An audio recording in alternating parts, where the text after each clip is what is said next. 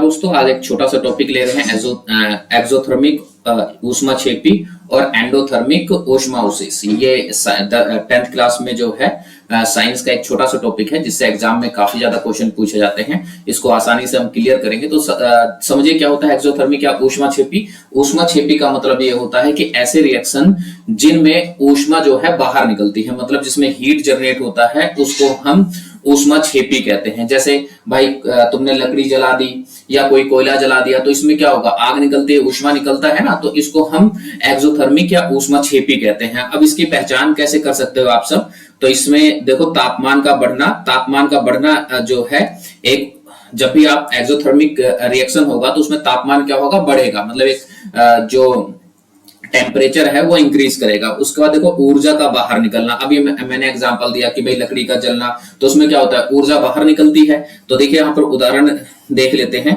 सबसे पहले देखो जलने की प्रक्रिया, किसी भी चीज की जलने की प्रक्रिया जो होती है वो एक्सोथर्मिक या ऊष्माक्षेपी कहलाती है। अब इसमें लकड़ी का जलना या कोयला का जलना या किसी भी चीज का जलना जो है वो क्या है, ऊष्माक्षेपी अभिक्रिया कहलाती है। उसके बाद देखो क्या है नेक्स्ट एग्जांपल, एसिड और क्षार का आपस में अभिक्रिया करवाया जाता है। एसिड को हम हिंदी में अम्ल कहते हैं।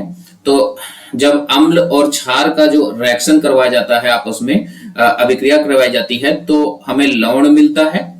और पानी और ईस वाली बूंदी को देखो हमें ऊष्मा, उसमें भी क्या निकलता है, एक ऊष्मा निकलता है। ठीक है, तो इसको भी हम क्या करेंगे, एक एक्सोथर्मिक रिएक्शन में रखते हैं। इसके बाद जो सबसे ज्यादा क्वेश्चन 1 नंबर में पूछा जाता है वो ये वाला पूछा जाता है कि भाई सांस लेने की प्रक्रिया जो है वो क्या एक्सोथर्मिक है, मतलब ऊष्माक्षेपी है या ऊष्माशोषी है। तो श्वसन प्रक्रिया जो होती है वो ऊष्माक्षेपी अभिक्रिया में आती है। देखो यहाँ पर ग्लूकोज उसके साथ ऑक्सीजन जब रिएक्शन करता है तो कार्बन डाइऑक्साइड, पानी और देखो ये चीज ऊष्मा जो है निकलती है। इसलिए इस चीज को स्पेशल याद रखना कि श्वसन जो है वो क्या है, ऊष्माक्षेपी अभिक्रिया है। इंग्लिश में इसको रेस्पिरेशन कहते हैं। तो रेस्पिरेशन क्या है, एक तरह से एक्सोथर्मिक रिएक्शन है। अब ये एक्सोथर्मिक रिएक्शन आप सबको समझ में आ गया होगा। एक बार एंडोथर्मिक रिएक्शन देख लेते हैं। तो देखिए एंडोथर्मिक जस्ट इसके अपोजिट होता है एक्सोथर्मिक के। भाई एक्सोथर्मिक में हमने देखा, भाई ऊष्माक्षेपी में हमने क्या देखा कि यहाँ पर जो है ऊष्मा जनरेट हो रही है, ऊष्मा निकल रही है। यहाँ पर जो है इस अभिक्रिया में ऊष्मा ग्रहण करते हैं। ऐसा रिएक्शन जिसमें ऊष्मा की आवश्यकता होती है, ग्रहण किया जाता है, ऑब्जर्व किया जाता है। ठीक है, तो उसको हम क्या कहते हैं, ऊष्माशोषी अभिक्रिया कहते हैं। शोषी शब्द से ही समझ लो, जो ये शोषी शब्द है, शोषी का मतलब क्या होता है, एक तरह से ऊष्माशोषी मतलब ग्रहण करना। ठीक है, तो देखो एक बार डेफिनेशन देते हैं। जब किसी रासायनिक अभिक्रिया के दौरान ऊष्मा को अवशोषित किया जाता है तो उसमें ऊष्माशोषी अभिक्रिया कहा जाता है। अब इसकी पहचान कैसे होगी, तो देखो इसमें तापमान गिरता है। वहां पर तापमान बढ़ रहा था, यहाँ तापमान गिरता है, ऊर्जा अंदर ली जाती है। वहां पर देखो ऊर्जा जो है वो बाहर निकल रही थी, यहाँ पर ऊर्जा ली जाएगी। जैसे कि घर में जब आप बर्फ का टुकड़ा देखते हो तो बर्फ का टुकड़ा जो है पिघलने लग जाता है। अब वो पिघलता कैसे है, जब वो बाहर से ऊष्मा ले रहा है और उसमें धीरे धीरे ऊष्मा जो है वो ऑब्जर्व कर रहा है।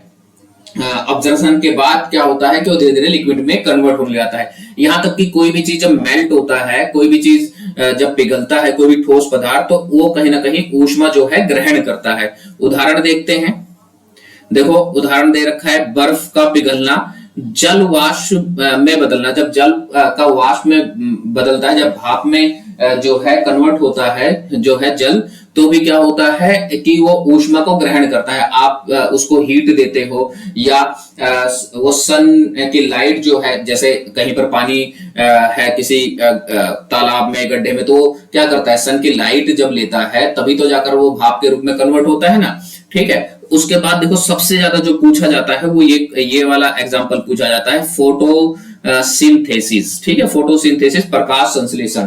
तो प्रकाश संश्लेषण जो है एक ऊष्माशोषी अभिक्रिया है।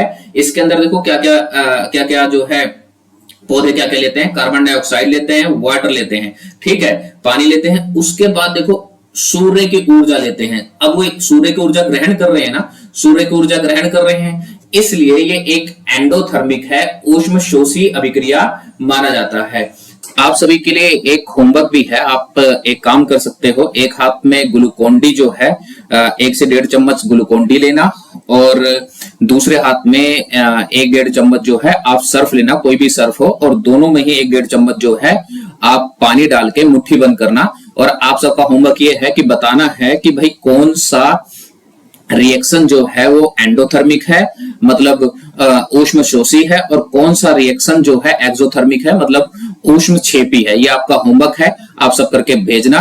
कमेंट बॉक्स में जो है जरूर बताना कि कौन सा रिएक्शन, मतलब जो आपने जो सर्फ ले रखा है वो एंडोथर्मिक है या एक्सोथर्मिक है। इसी तरह से जो आपने ग्लूकोन डी ले रखा है, ग्लूकोज ले रखा है, वो एक्सोथर्मिक है या एंडोथर्मिक है। चलिए, धन्यवाद।